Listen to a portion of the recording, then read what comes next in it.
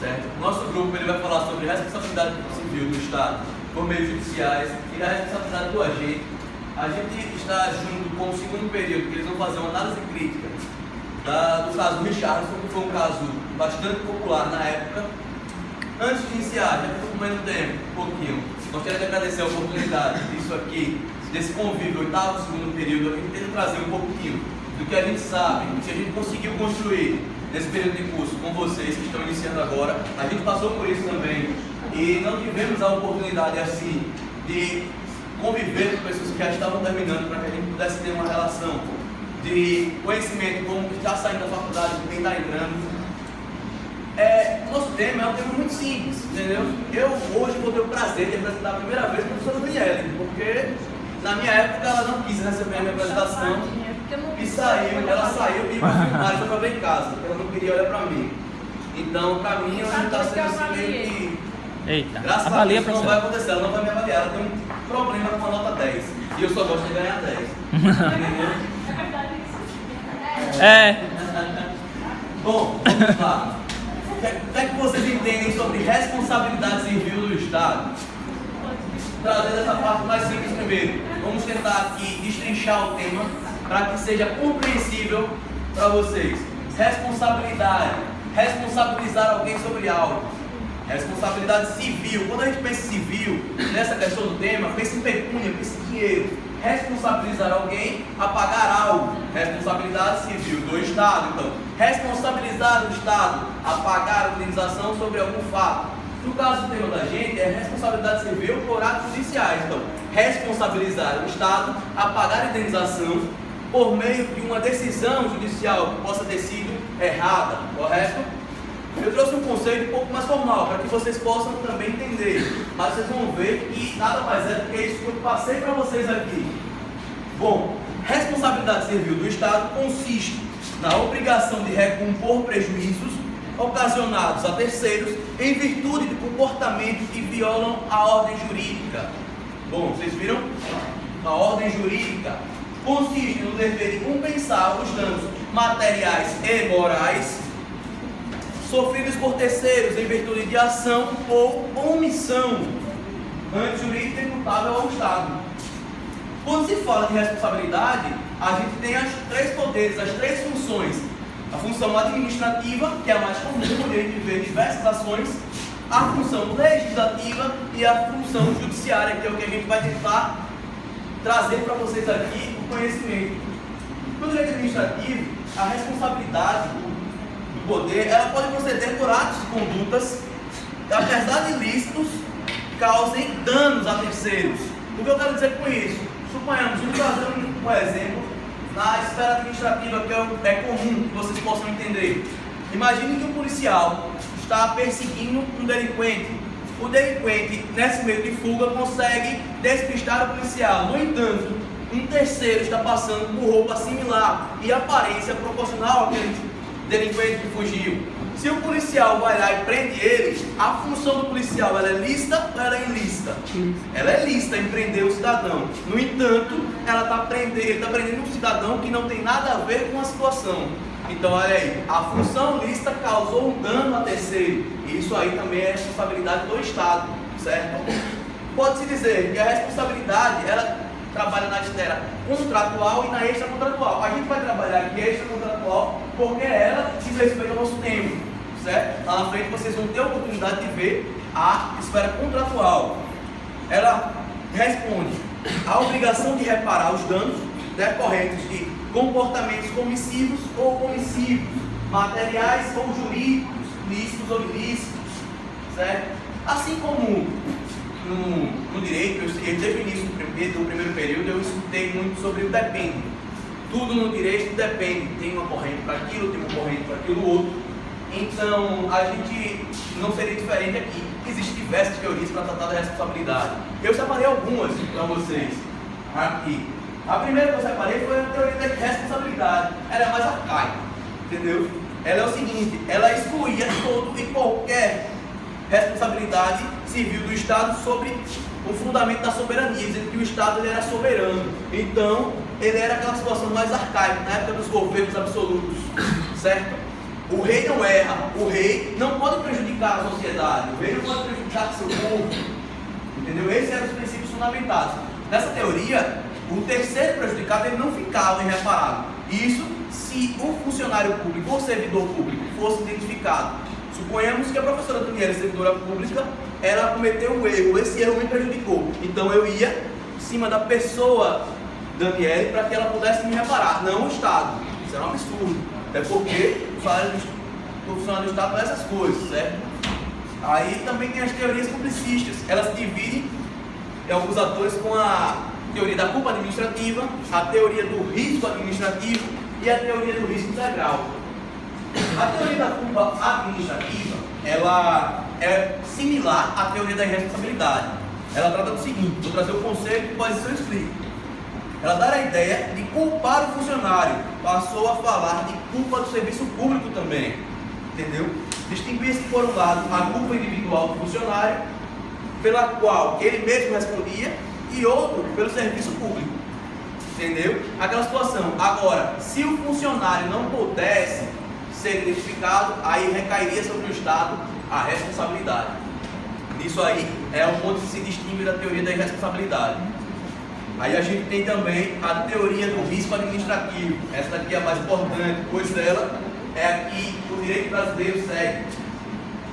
Para a responsabilização, basta a ocorrência do dano por ato lesivo e injusto, importando a culpa do Estado ou de seus agentes, não interfere. Se houve o ato, se foi um dano, o que precisava para seguir essa teoria é o seguinte: é a existência de um ato ou um fato administrativo, a existência do dano, a ausência de culpa do cidadão e o nexo de causalidade.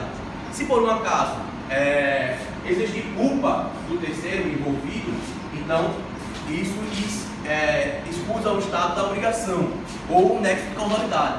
O que é que eu quero dizer com isso? Imagine o seguinte: eu estou com problemas pessoais, estou vendo o trem vindo, está apitando ali o trem, eu chego na frente do trem e pulo, chego na frente do ônibus e pulo. Qual é a questão que o Estado tem a ver com isso? Se eu tive a vontade de fazer isso, entendeu? Existe a teoria do risco integral. Essa teoria, ela não é admitida no direito brasileiro. Foi o seguinte: ela é objetiva, o Estado assume com tudo, importando ou não a culpa do cidadão, importando ou não o nexo de causalidade. Essa aí é a questão da teoria do risco integral. As meninas agora elas vão falar sobre o caso do Charles. Logo após eu volto para poder discutir um pouquinho sobre responsabilidade na parte jurídica. Essa minha intenção agora foi trazer um pouquinho do que é responsabilidade para que vocês possam ter um conceito quando elas estiverem falando sobre o caso, correto? Larissa? Boa tarde, meu nome é Larissa, sou do segundo período e a priori irei explicar para vocês o que foi o caso do jogador de futebol Charles. Toda a polêmica começou porque o jornal Agora São Paulo noticiou que o jogador de futebol homossexual falaria sobre a sua homossexualidade ao ar no Fantástico. Em junho, o Cirilo Júnior foi questionado se o jogador homossexual seria do Palmeiras. Ele tentou se sair com uma charadinha, dizendo que ele quase foi, mas não chegou a ser. E Charles não se sentiu ofendido e foi então procurar os seus direitos na justiça. O juiz Junqueira afirmou toda a sua masculinidade no futebol e disse ainda que procurar a justiça não seria a melhor alternativa no momento. O juiz foi afastado do caso porque ele exauriu a decisão de rejeição do queixa-crime porque era o único juiz na vara naquele dia, já que a magistrada auxiliar estaria de licença de saúde. Passo a minha fala agora para a Carolina. Boa tarde, meu nome é Carolina e vou falar sobre os argumentos utilizados pelo juiz. A decisão proferida pelo juiz Manuel Maximiliano a respeito do caso tem um caráter pragmático, porque ele não se baseia em nenhuma norma estabelecida legalmente, já que sua decisão foi baseada apenas em concepções pessoais, do que ele acha certo ou não. Todos nós sabemos que o juiz, ao proferir uma decisão, ele deve se basear totalmente no que está prescrito na lei. E o que o juiz em questão fez foi apenas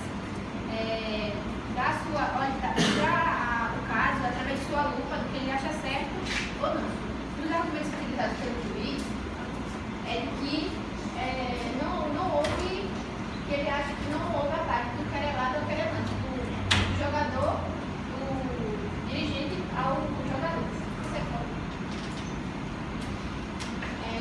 fala que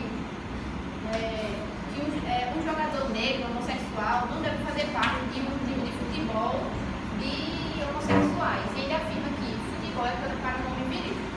Ele também fala sobre o desconforto de um pai ao ir ao estádio e se deparar com um jogador homossexual em campo. Ele diz também que se um jogador homossexual quiser jogar futebol, ele deve montar o seu próprio time. E acho que o jogador aqui sabe que está prescrito na Constituição que todos têm o direito de entrar na justiça quando se achar ofendido, se sentir ofendido ou lesado por alguma coisa, né?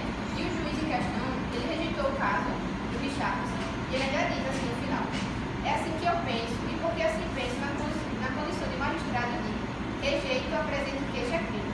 Ou seja, ele não deu nem o direito do Richardson se defender e o caso perdura até hoje.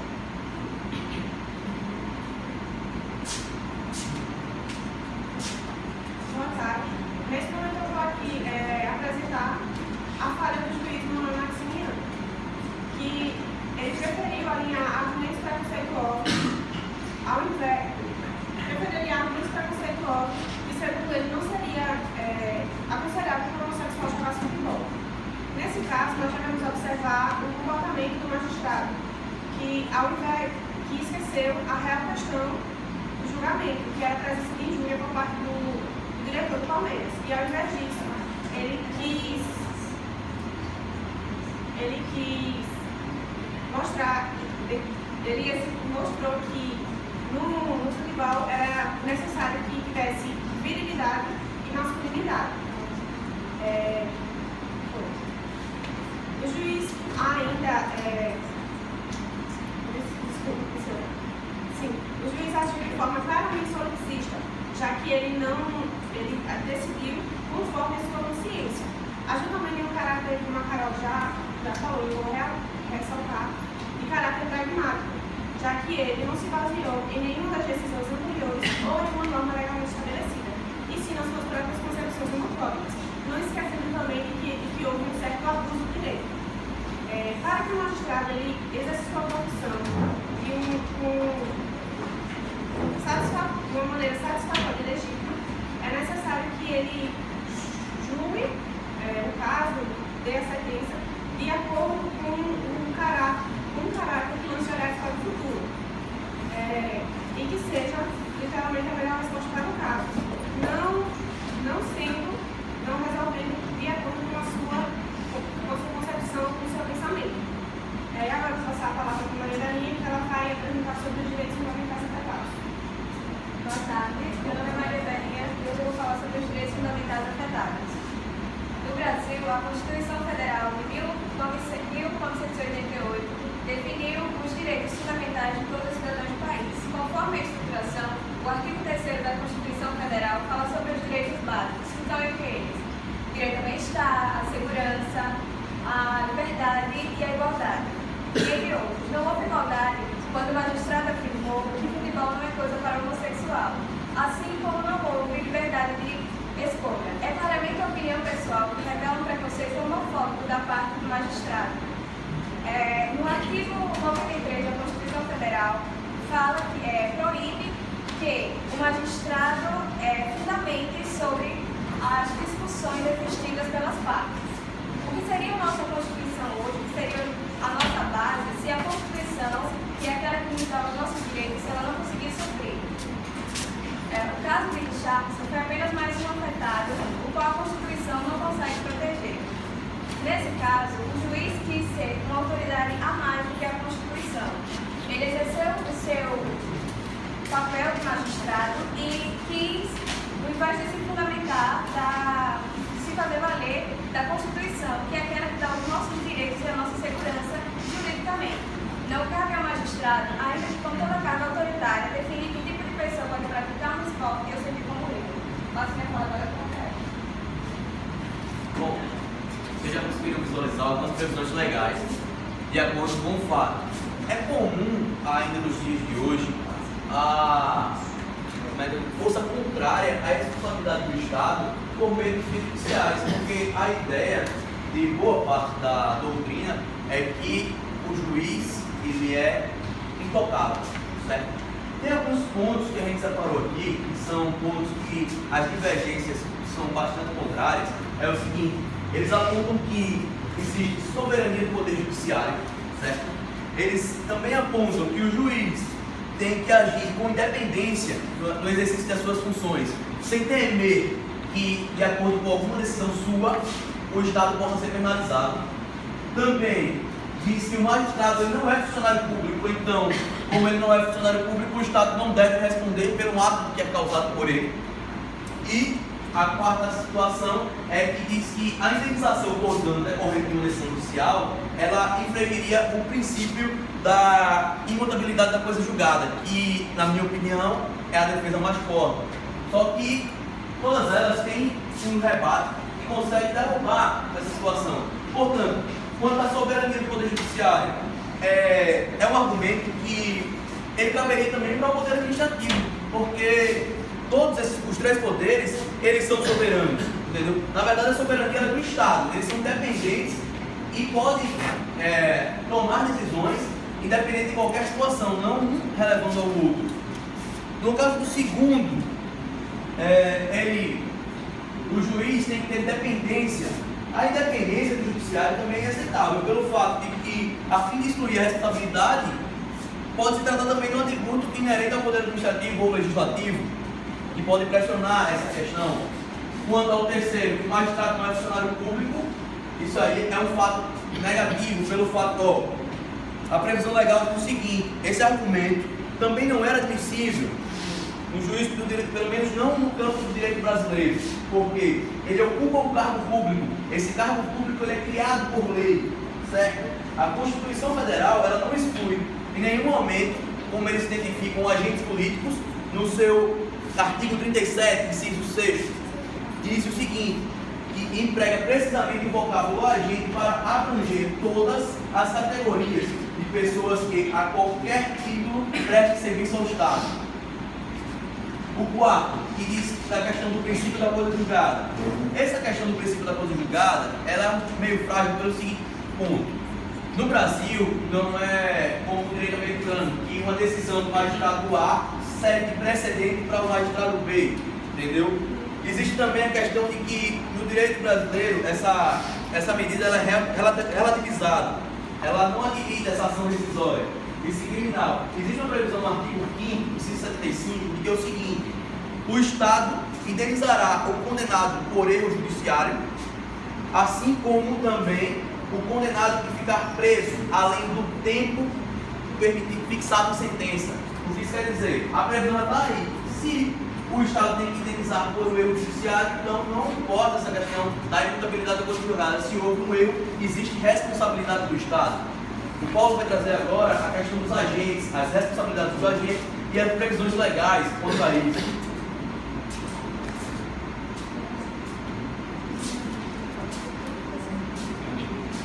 Bom, pessoal, a questão do posicionamento do magistrado, né? Concluindo a frase que o Rafael estava falando, ele fala que Gramado não é lugar do homossexual, futebol é jogo viril, varonil, não homossexual. Não há ídolos de futebol que sejam gays.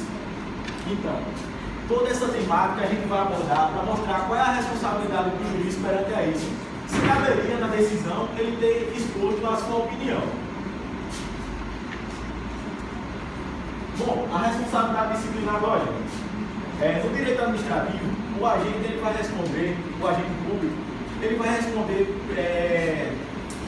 pelas suas ações ilícitas decorrentes da sua função, aonde caberá tanto a responsabilidade criminal como a responsabilidade penal, criminal, civil e administrativa. O Poder Judiciário ele é responsável por fixar as normas de responsabilidade, tanto civil como criminal. Já a responsabilidade administrativa ela fica por conta da administração pública, já que ela tem critérios próprios e garante o direito à ampla defesa e ao contraditório.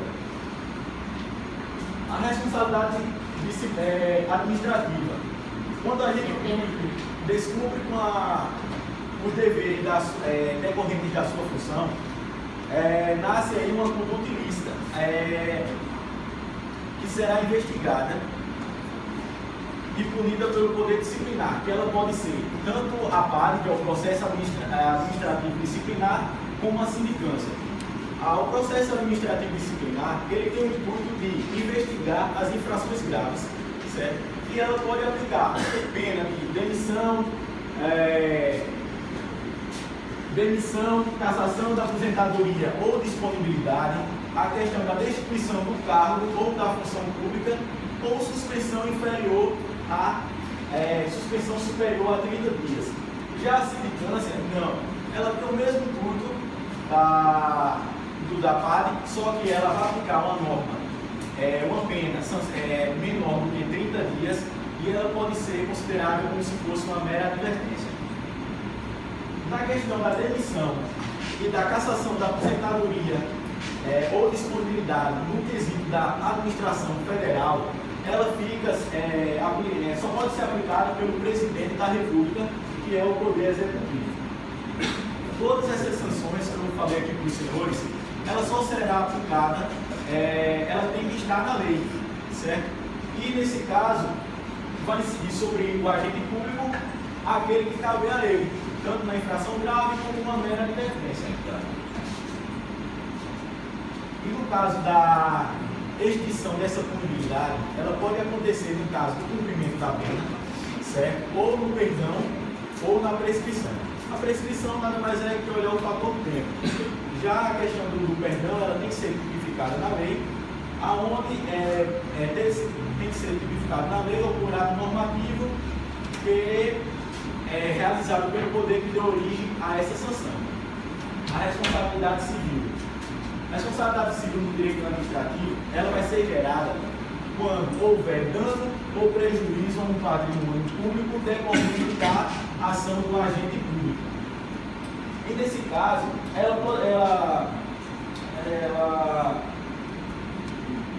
a administração simplesmente não pode ir e descontar na folha de pagamento do seu servidor, salvo quando este permitir.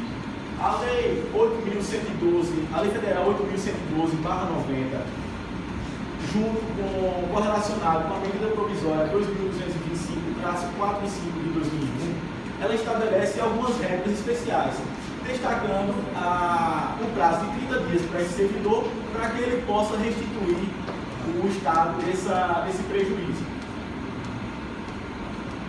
É importante ressaltar que o servidor, ele também pode ser, só responderá administrativamente e civilmente perante a pessoa jurídica a qual ela exerce essa determinada função. E se caso acontecer dela ser absolvida na área civil, automaticamente ela não será mais responsabilizada na parte da responsabilidade administrativa. A responsabilidade penal. A responsabilidade penal ela fica caracterizada pelo ato ou contravenção que viola essas normas. E ela vai ser responsabilizada no juízo criminal, utilizando o Código Penal, o Código de Processo Penal e a legislação especial. E ela é paralela à responsabilidade administrativa, salvo quando não for comprovada tanto o ato ou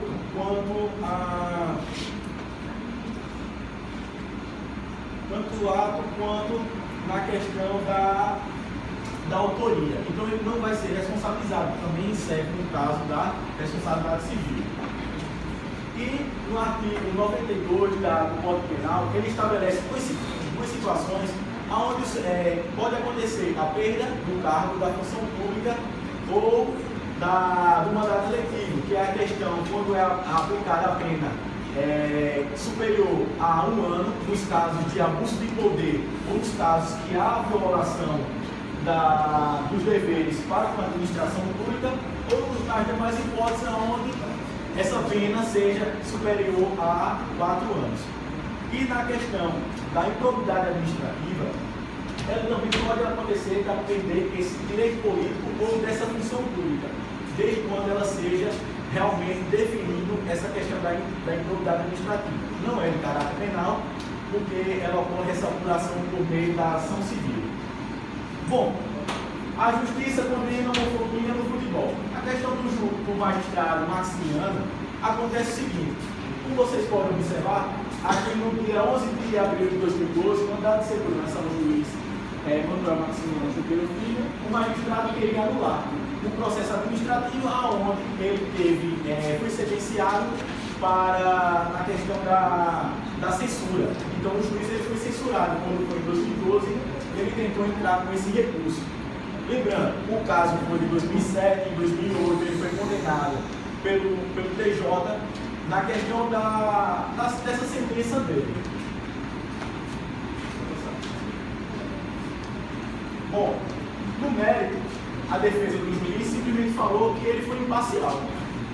Como é que vocês acham que o juiz foi imparcial a partir do momento que ele chama aquele jogador de futebol, automaticamente, disse que não há espaço para gay no futebol, que ele fosse fazer outra atividade. Não é à toa, não sei se realmente pesou para o Richardson, ele passou um tempo jogando vôlei. Eu acho que o Luiz sabe que acompanha o futebol hoje, ele se encontra no Guarani jogando na Série B. Enfim, mas não vamos entrar nesse mérito. A questão do Tribunal de Justiça do Rio Grande do Sul. O que é que acontece? Numa manifestação, numa apelação, o Tribunal de Justiça diz que o que vigora atualmente é o princípio do livre convencimento fundamentado pelo magistrado. Só que, no entanto, esse livre convencimento realmente tem que ser fundamentado, mas de acordo com a lei, dentro de uma base legal, e não uma simples opinião. E como todos perceberam, esse juiz, ele realmente deve ser uma mãe do futebol, ao citar isso, nesse caso da homofobia, mesmo ele dizendo que tinha sido parcial, onde ele já violou esse princípio da impessoalidade do juiz natural. E nessa questão, ele também retrata na sentença dele, onde ele fala que futebol não era para negros, mas passou a ser, né? Porque ele cita na sentença o grande jogador de todos os tempos, que foi o Edson Arantes do Nascimento, o Pelé. Então, ele tanto cita nessa questão do racismo, dizendo que não haveria espaço para negros, mas acabou acontecendo, mas nesse caso da homofobia não. Nesse caso ele diz que gay não há inclus gay no futebol.